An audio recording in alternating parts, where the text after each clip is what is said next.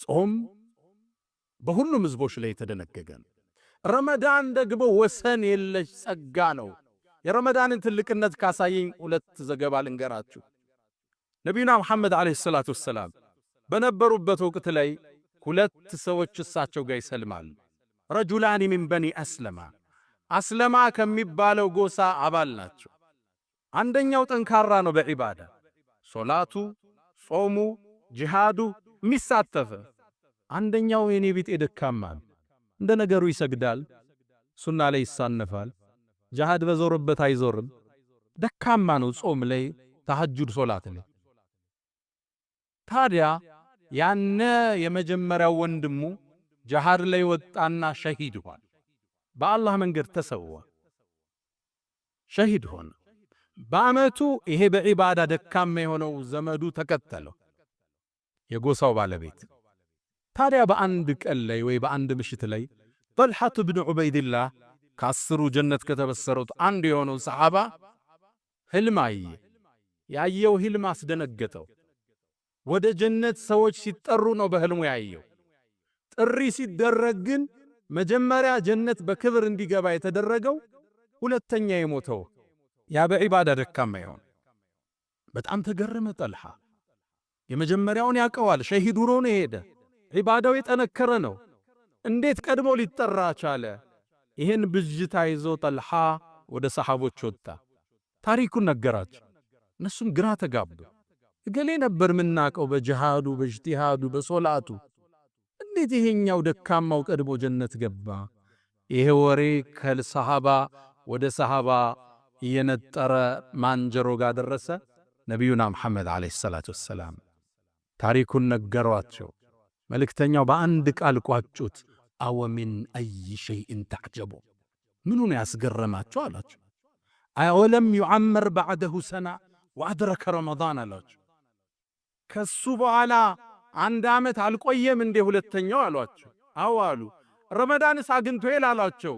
አዎ አሏቸው። ፈወላህ አሉ፣ በአላህ ይሁንብኝ ለማ በይነሁማ ከማ በይነ ሰማኢ ወልአርድ፣ በሁለቱ መሃል ያለው የጀነት ደረጃ ልዩነት በምድርና በሰማይ ካለው በላይ ነው አሉ ነቢዩ ሰለላሁ ዐለይሂ ወሰለም። አዎ እርግጥ ነው በዒባዳ ይበልጠዋል፣ በተሐጁድ ይበልጠዋል። አዎ እርግጥ ነው ሸሂድ ሆኖ ነው የተሰዋው ያንኛው። ይሄኛው ግን ረመዳንን አገኘ። ረመዳን ውስጥ ገባህ ማለት ደረጃህ የሚደርስበት የለም። ነሳኢሙ ረሐማት አታኩም ረመዳን መጣላችሁ ይላሉ ነቢዩ ሰለላሁ ዐለይሂ ወሰለም።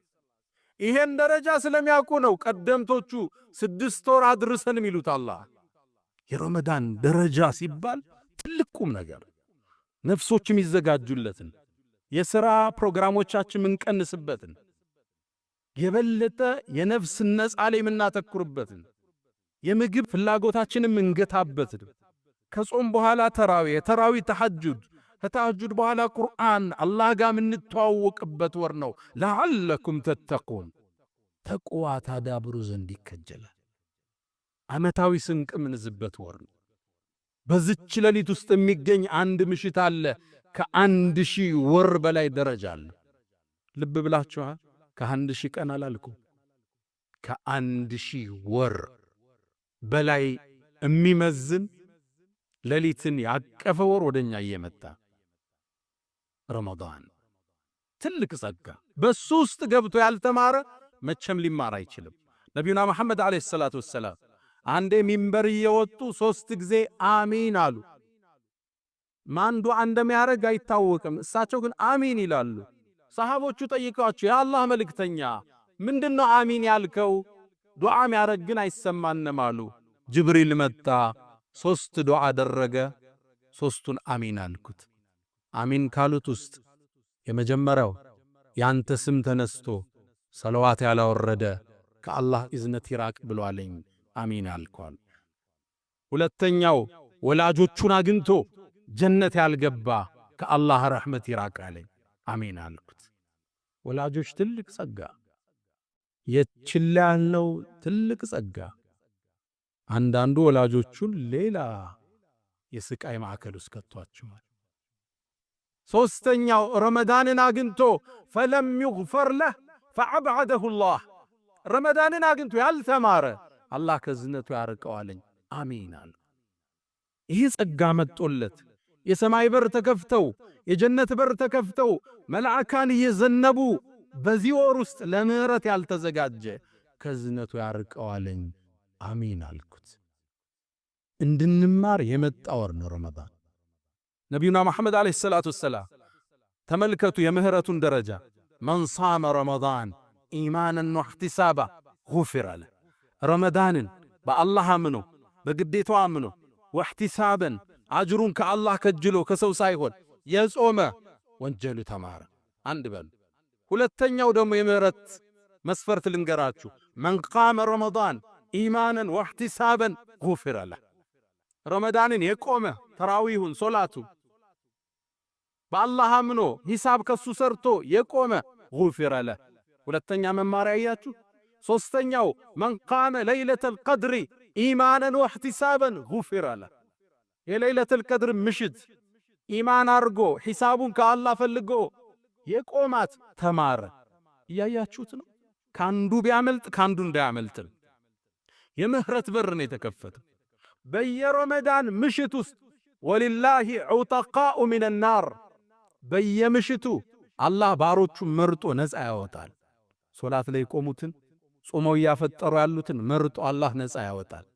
ይሄ ካላገኘ በየት ነው የምትማር? አምስተኛ ልሳኢሚ ለጾመኛ ዳዕወቱን ላቱረድ፣ አላህ የማይመልሰው ዱዓ አለው። ዱዓ ከሚለምነው ውስጥ ታዲያ ምንድነው? አላሁመ እግፊር ሊ። የምህረት በር ነው አላህ ከፍቶ ይመጣል። ወንጀልህን ቆጥረህ ስተትህን መዝነህ ወንጀልህን ይቅርታ የምትጠይቅበት ትልቅ ወር፣ የከፍታ ወር፣ ወሰን የለሽ ጸጋ። እሱን አገኘህ ማለት ካንተ የሚደርስ የለም። ነቢዩና መሐመድ ዓለይሂ ሰላቱ ወሰላም ኢነ ፊል ጀነቲ ጀነት ውስጥ እኮ ጉረፈን አንድ ቆንጆ ቤት አለ ከርቀት የሚታይ ዩራ ባጢኑሃ ሚን ዛሂሪሃ ወዛሂሩሃ ሚን ባጢኒሃ፣ ከውጭ ውስጡ የሚታይ ከውስጥ ውጩ የሚታይ። እንዴት ነው? አላህ ብቻ ነው የሚያውቀው። በጣም ውብ የሆነ ማራኪ የሆነ የሚያምር ሰገነት አለ። ለማን ነው አላቸው አቡ ማሊክ አልአሽዓሪ ሰሐባው ጉጋ። ማራኪ ቤት ነው የተነገረው፣ ሰገነት ነው የተነገረው። የአላህ መልእክተኛ ይህ ለማን ነው አላቸው። ቃል ሊመን አጣበል ከላም፣ ንግግሩን ለስላሳ ላረግ። አንዳንዱ ጠንከር ያለ ቃል በመናገር የሚከበር ይመስለዋል። ስብር ነው ሰው ጋር ስትገናኝ፣ ልስልስ ነው፣ ውድቅ ነው። ሊመን አጣበል ከላም፣ ንግግሩን ያለሰለሰ። ወአጥዓመ ጣዓም፣ ምግብን ላበላ። ወአዳመ ሲያም፣ ጾምን አከታትሎ ለጾመው። ረመዳን ይጨርሳል፣ ሲታ ሚን ሸዋል ይጨምርበታል። ወቃመ ቢለይል ወናሱ ኒያም፣ ሌሊት ሰው ተኝቶ እሱ ሶላት ላይ የተገኘ። አራቱም ረመዳን ውስጥ አለ። ሰው ማብላት ማስፈጠር አለ፣ ሌሊት ተሐጁድ መስገድ አለ።